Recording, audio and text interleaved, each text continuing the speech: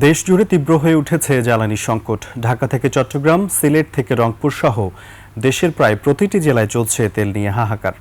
সরবরাহ কম থাকায় অধিকাংশ ফিলিং স্টেশনে রেশনিং পদ্ধতিতে চলছে তেল দেয়া। বিস্তারিত ইউসুফ হাসান নাইমের রিপোর্টে। বন্দরনগরী চট্টগ্রামে বন্ধ ফিলিং স্টেশন আর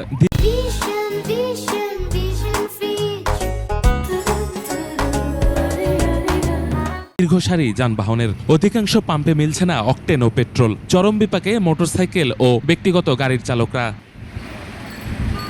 সিলেটেও চিত্রটা খুব একটা ভিন্ন নয়। জেলা জুড়ে প্রতিদিন 10 লাখ লিটার জ্বালানির চাহিদা থাকলেও সরবরাহ মিলছে 4 লাখ। রংপুরে চাহিদা মতো তেল না থাকায় অধিকাংশ পাম্প এখন কালো কাপড়ে ঢাকা। দীর্ঘ লাইনে দাঁড়িয়ে থাকা চালকদের মাঝে দেখা দিচ্ছে চরম অসন্তোষ। খুলনায় সরবরাহ না থাকায় বন্ধ করে দেওয়া হয়েছে সব ফিলিং স্টেশন। তবে তুলনামূলক কিছুটা স্বস্তি আছে বরিশালে। সরবরাহ কমলেও নিয়মিত ডিপো থেকে তেল পাওয়ায় বড় ধরনের সংকট এখানে দেখা যায়নি।